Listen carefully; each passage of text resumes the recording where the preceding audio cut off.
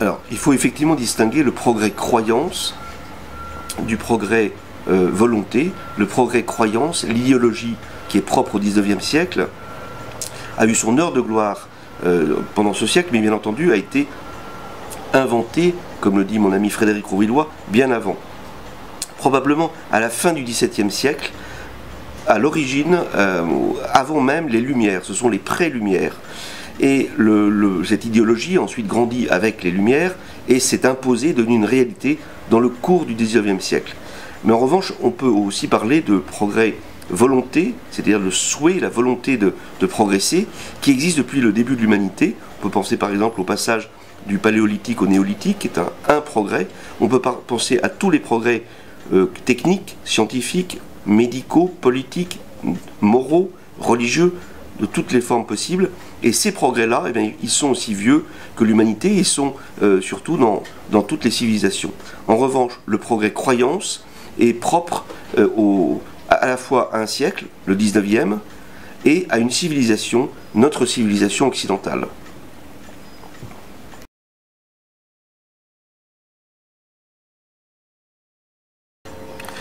Alors, il y a un rôle effectivement important, respectif de l'idéologie et de la technologie.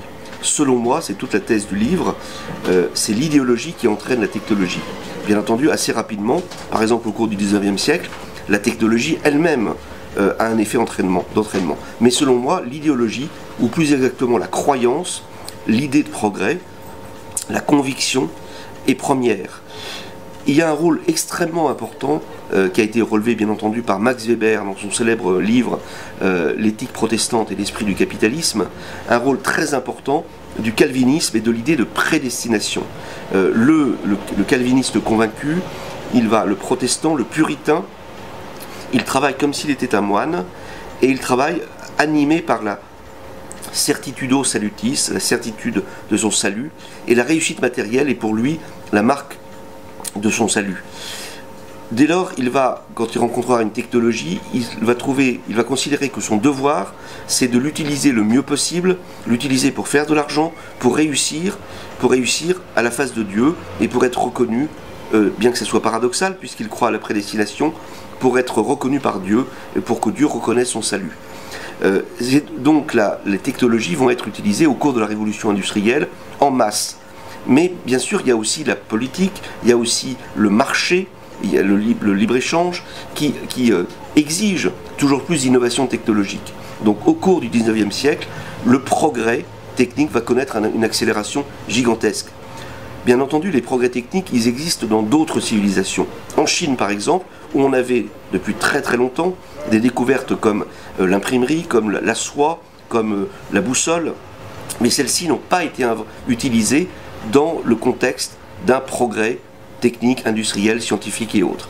Il y a d'autres moments dans l'histoire, notamment le Moyen-Âge, même avant la Renaissance, le Moyen-Âge, où on a découvert un très grand nombre de techniques nouvelles, d'innovation dans l'agriculture, dans la navigation, et pourtant pas dans le contexte de la révolution industrielle et du progrès tel que nous l'avons connu par la suite en Occident. Donc cet enrichissement de l'idéologie et de la technologie sont propres au XIXe siècle, au grand XIXe siècle, et à notre Occident chrétien.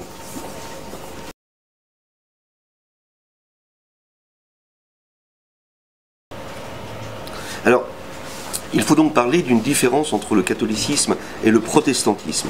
Mais il faut bien voir aussi que le protestantisme est issu du catholicisme romain. Il n'est pas le seul des grandes hérésies à être issu de Rome. Il y a aussi le pélagianisme, c'est-à-dire l'inverse exact du protestantisme. Le protestantisme est basé sur la prédestination. Il nous donne, selon Max Weber et Jacques Ellul également et d'autres, la révolution industrielle et le capitalisme anglo-saxon que nous connaissons, mais l'hérésie inverse. Le pélagianisme est issu du même terreau catholique et chrétien latin. C'est le contraire, c'est sortir du mystère du libre arbitre et de la grâce par le libre arbitre.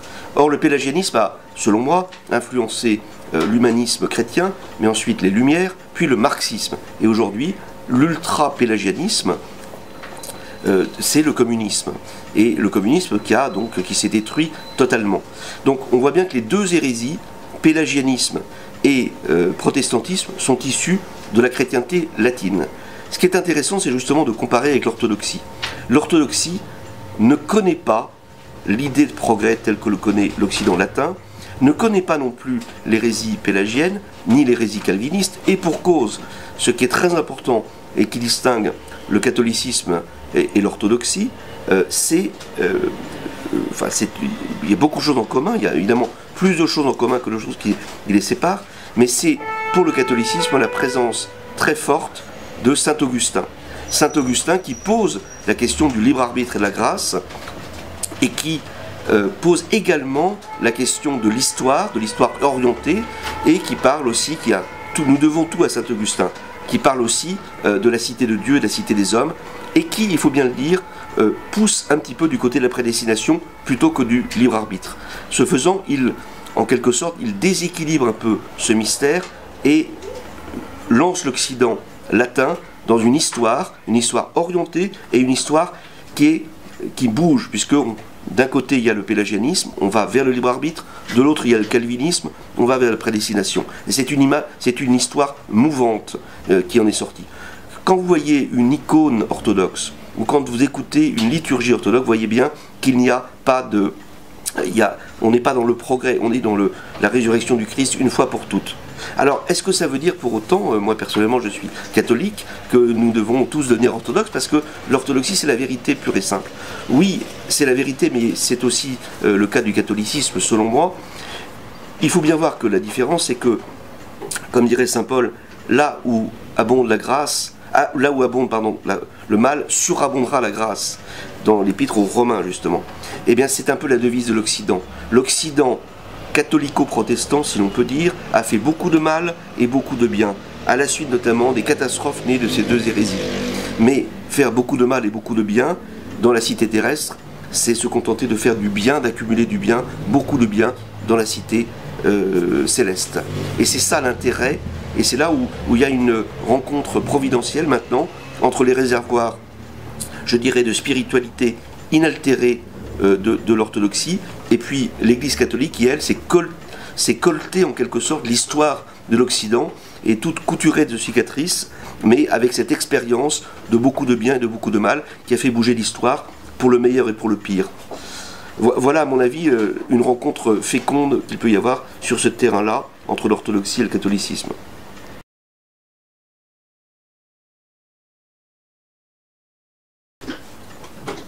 Alors, le mythe du progrès est en déclin. Je dirais plutôt qu'il est même en crise. Apocalypse du progrès, ça veut dire... Apocalypse, c'est le sens commun de catastrophe, et c'est aussi le sens de révélation. C'est ce que nous révèlent les catastrophes qui sont autour de nous, que l'on voit tous les jours, en fait, à la télévision, par exemple. Des catastrophes qui semblent remettre en cause l'idée même de progrès, avec un P majuscule, le progrès croyance. Le réchauffement climatique a soi tout seul remis en cause le mythe du progrès. Parce que au XIXe siècle, on pensait que l'humanité allait s'améliorer indéfiniment. Bon, simplement le réchauffement climatique, c'est l'image de l'enfer, par opposition à l'image du paradis sur Terre, et des lendemains qui chantent, auxquels nous étions habitués auparavant. Mais il y a évidemment d'autres crises. Il y a une crise qu'on a déjà oubliée, c'est la chute du communisme. Le communisme était un néo-pélagianisme, c'était un progressisme radical et qui s'est totalement effondré. Il est resté, il a laissé le capitalisme anglo-saxon qui a priori domine la planète, sauf qu'il est en train de brûler cette planète. Il la brûle, il la salit avec par exemple le 7e continent plastique, ou le 6e continent plastique, qui est cet amas de plastique dans nos océans, cette espèce de gigantesque masse qui est créée par tous nos déchets, qui est en soi tout seul le contraire d'une Amérique, d'une utopie, d'une Atlantide, d'une île déserte. C'est la fin d'une histoire, l'histoire du progrès. Il y a aussi évidemment l'épuisement des ressources fossiles, il y a un certain nombre de crises autres qu'on connaît bien, sachant que ces crises sont parfois contradictoires les unes avec les autres. Donc on ne s'y retrouve pas forcément, mais il est clair que nous avons autour de nous des signes absolument inquiétants de la crise plutôt que du déclin. Le déclin, ça irait doucement. On est plutôt dans la crise aiguë, radicale de l'idée de progrès.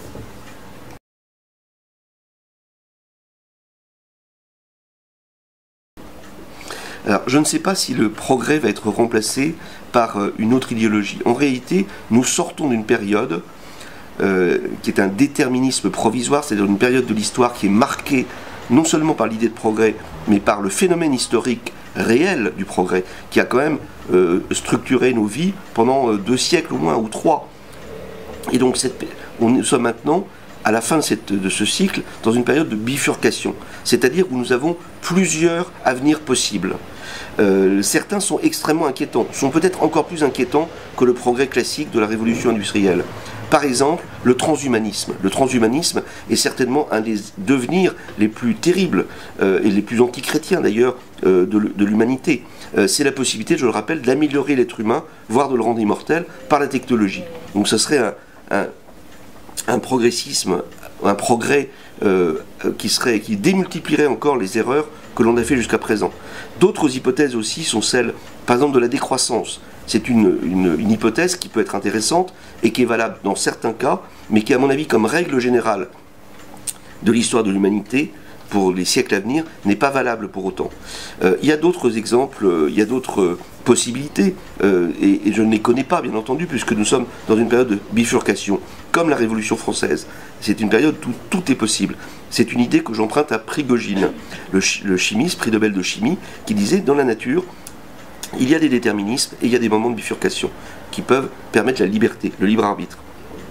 Donc, parmi tous ces possibles, c'est à nous, c'est à la volonté humaine de faire l'histoire.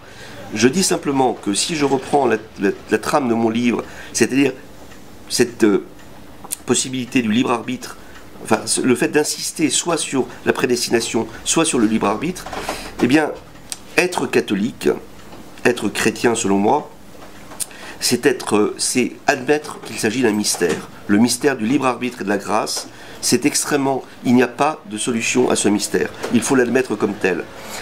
Faisons attention simplement à ceux qui voudront nous dire qu'il y a un avenir déterminé par un déterminisme, ou au contraire un avenir totalement libre. Ce n'est ni l'un ni l'autre, il y a un mélange entre les deux. C'est ça le propre de l'Occident, et il faut absolument maintenir cette balance entre le libre arbitre et le déterminisme.